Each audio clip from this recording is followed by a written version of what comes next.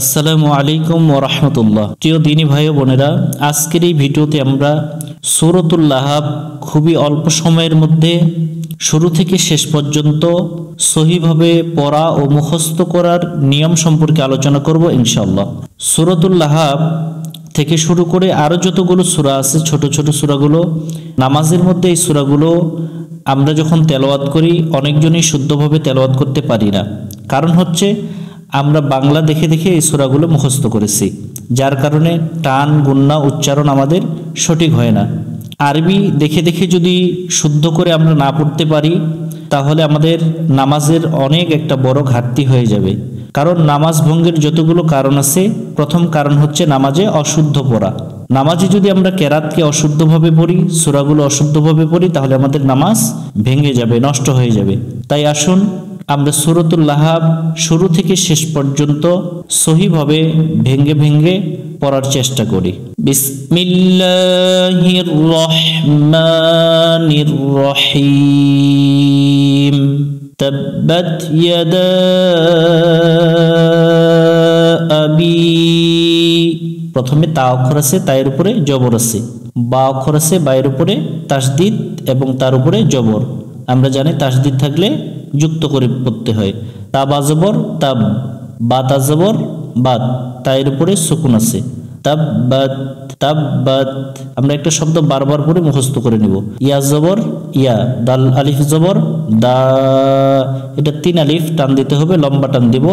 উপরে চিকন চিহ্ন আছে, এটা যেখানেই আমরা পাবো ওখানেই 3 আলিফের টান দিয়ে নিব। ইয়া দা তাব্বাত ইয়াদা। বারবার পরে আমরা মুখস্থ করে নিব অল্প অল্প করে। হামজা জবর আ, বা ইয়াজের বি, জেরের বামে ইয়া সাকিন, এক আলিফ টানতে হয়, এক আলিফ টানতে হবে। এখানে আমরা এক আলিফ টান দেব। আবি আবি। তাব্বাত ইয়াদা আবি। লাম জবর লা, হা জবর হা, লাহা। বা ওয়াউজের বিউ, লাহা বিউ। এটাকে ইদগম গুন্না বলে।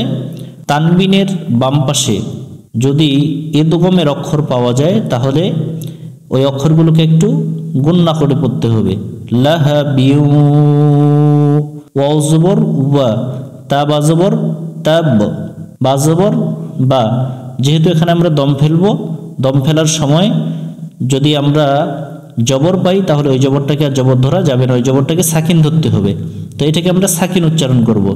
সাকিন যখনই আমরা উচ্চারণ করব তখন এটা একবার উচ্চারণ হবে। ওয়াতাব ওয়াতাব, এবং কলকলা করতে হবে। লাহাবিউ ওয়াতাব। তাব্বাত ইয়াদা আবি লাহাবিউ ওয়াতাব। মিম আলিফ জবর মা, 3 আলিফ টানতে হবে। চিকন চিহ্ন দেখে আমরা 3 আলিফ টান দিব। হামজা গইন জবর আগ আগ। নুন খারা জবর না, যে কোনো অক্ষরের উপর খারা জবর থাকলে এক আলিফ টান দিয়ে পড়ব। মা আগ না। বারবার একটু শব্দ পড়বেন, পরে টান সহ মুখস্থ করে নেবেন। আইন নুন জবর আন, হাফেশ হু, আন হু আন হু। আইন অক্ষর হলকের মধ্য থেকে একটু চেপে উচ্চারণ করতে হয়, আন হু। এখানে অনেকজনই ভুল উচ্চারণ করে আন হু, অর্থাৎ এটা হামজা উচ্চারণ করে। আন হু। মিম আলিফ জবর মা, জবরে বামে খালি আলিফ, এক আলিফ টানতে হয়, এখানে এক আলিফ টান দিব। লাম পেশ লু, হা উল্টা পেশ হু। যে কোনো অক্ষরের উপর উল্টা পেশ থাকলে এক আলিফ টান দিয়ে পড়ব। লুহু মা লুহু, আনহু মালুহু। বারবার পরে আমরা মুখস্থ করে নিব। ওয়াও জবর ওয়া, মিম আলিফ জবর মা, জবরে বামে খালি আলিফ, এক আলিফ টানতে হয়, এক আলিফ টান দিব। ওয়া মা। কাফ জবর কা, সিন বা জবর সাব সাব, কলকলা করতে হবে। এটা গোল চিহ্ন, এখানে ওয়াকফি অর্থাৎ দম ফেলতে হবে। দম ফেলার আগে আমরা বায়ের সাথে জবর পাইছি, জবরটাকে সাকিন ধরব। আর এখানে যদি আমরা দম ফেলি বায়ের উপর সুকুন থাকলে তখন কলকলা করতে হবে, একটু প্রতিধ্বনি সৃষ্টি করতে হবে। ওয়ামা কাসাব, ওয়ামা কাসাব, মা আগনা আনহু মালুহু ওয়ামা কাসাব। সিন জবর সা, ইয়াস সদ জবর ইয়াস, ইয়াস সায়াস। এখানে অনেকজনে ভুল করে সায়াস, ইয়াস পড়া যাবে না, ইয়াস একটু মোটা হবে। সায়াস, লাম খারা জবর লা, যে কোনো অক্ষরের উপর খারা জবর থাকলে এক আলিফ টান দিয়ে পড়ব। সায়াস লা, সায়াস লা। নুন আলিফ জবর না, জবর এবং খালি আলিফ আছে, এটাও এক আলিফ টান দিয়ে পড়ব। র আলিফ দুই জবর রং। এখানে অনেকজনে ভুল করে তানবিনের বাম পাশে যদি ইকফার অক্ষর পাওয়া যায় তাহলে তানবিনের যে উপরের জবর আছে বা উপরের পেশ থাকবে, নিচে জের থাকবে, দুই জেরের, ওটাকে বাংলায় অনেক স্বরের মতো উচ্চারণ করতে হবে। রং না, রং। এখানে রন পড়া যাবে না। জাল আলিফ জবর জা, জবরের বামে খালি আলিফ, এক আলিফ টানতে হয়, এক আলিফ টান দিব। তা জবর তা, তা। না রং তা। লাম জবর লা, হাবা জবর হাব। এখানে আমরা দম ফেলবো, দম ফেলার আগের অক্ষরের সাথে দুই জের পাইলে দুই জেরকে সাকিন ধরতে হবে। লাহাব, লাহাব। সায়াসলা নারন যাতা লাহাব। ওয়াও মিম জবর ওয়াম, র জবর র, ওয়াম র। এখানে অনেকজনই ভুল করে ওয়া আম র, ওয়া আম পড়া যাবে না, ওয়াম র। হামজা জবর আ, তা পেশ তু, আতু। হা উল্টা পেশ হু, এক আলিফ টান দেব। আতু হু, ওয়াম র আতু হু। হামিম জবর হাম, মিমের উপর তাসদিদ আছে, গুন্না করতে হবে, এই গুন্না করা ওয়াজিব। মিম আলিফ জবর মা, জবরে বামে খালি আলিফ, এক আলিফ টানতে হবে, এখানে এক আলিফ টান দিব।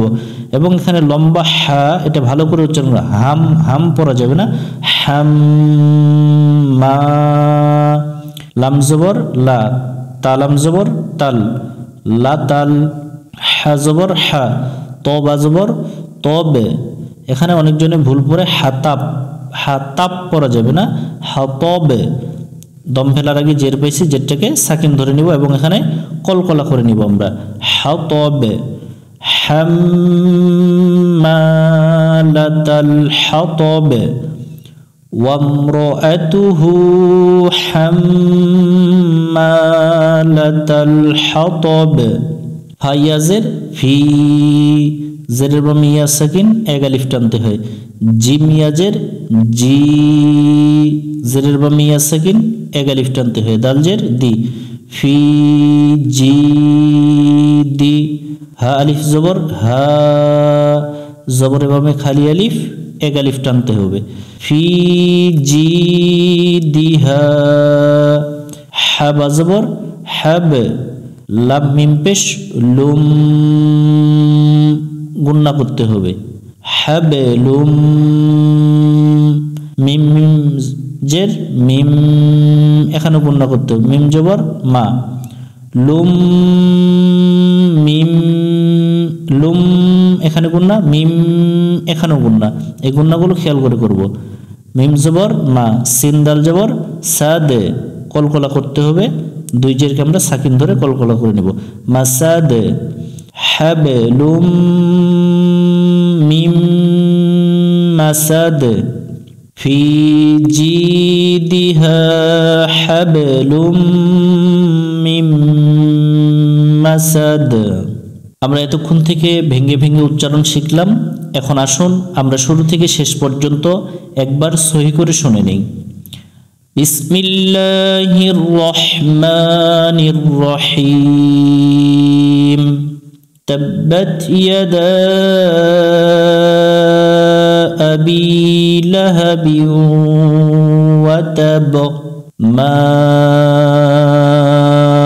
আগনা আনহু মালুহু ওয়া মা কাসাব সায়াসলা নারান যাতা লাহাব ওয়া ইমরাতুহু হাম্মালাতাল হাতাব في جيدها حبل من مسد। আজকের এই ভিডিওতে আমরা সূরাতুল লাহাব সহিভাবে শিখলাম। আপনারা সূরাতুল লাহাব বেশি বেশি করে আমল করার চেষ্টা করবেন। এইরকম শিক্ষণীয় ভিডিও পেতে আমাদের চ্যানেলটি সাবস্ক্রাইব করে পাশে থাকবেন।